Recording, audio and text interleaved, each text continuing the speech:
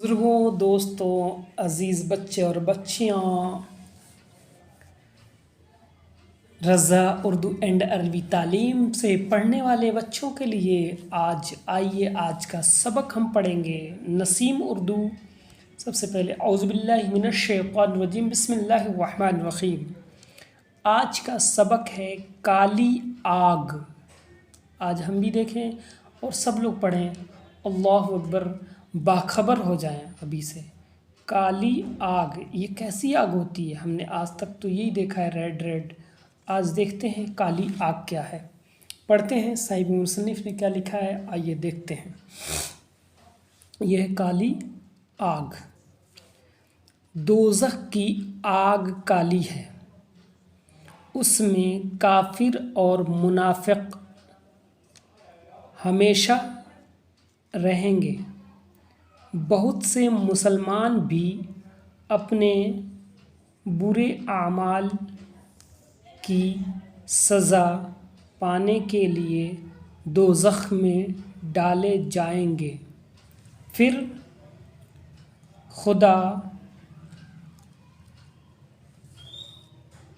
ان کو دوزخ سے نکال کر جنت میں داخل فرمائے گا۔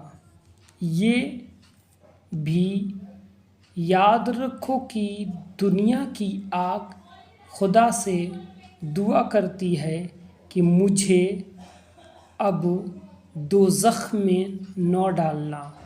پھر یہ کتنے شرم کی بات ہے کہ آدمی ایسے کام کر رہا ہے جس کا بدلہ دوزخ کے سوا کچھ بھی نہیں ہے۔ دوزخ سے ڈرو، دوزخ سے پناہ مانگو، دوزخ میں جانے والے کام نہ کرو۔ دنیا میں چند روز رہنا ہے، آخر میں مرنا ہے۔ خدا کو حساب دینا ہے۔ ہر برے کام سے بچو، برے لوگوں سے دور رہو۔ ایک بار اور تیزی کے ساتھ پڑھ لیں۔ کالی آگ، دوزخ کی آگ کالی ہے، اس میں کافر اور منافق ہمیشہ رہیں گے۔ بہت سے مسلمان بھی اپنے برے اعمال کی سزا پانے کے لیے دوزخ میں ڈالے جائیں گے، پھر خدا ان کو دوزخ سے نکال کر جنت میں داخل فرمائے گا۔ یہ بھی یاد رکھو کہ دنیا کی آگ خدا سے دعا کرتی ہے کہ مجھے اب دوزخ میں نہ ڈالنا۔ پھر یہ کتنے شرم کی بات ہے کہ آدمی ایسے کام کر رہا ہے جس کا بدلہ دوزخ کے سوا کچھ بھی نہیں ہے۔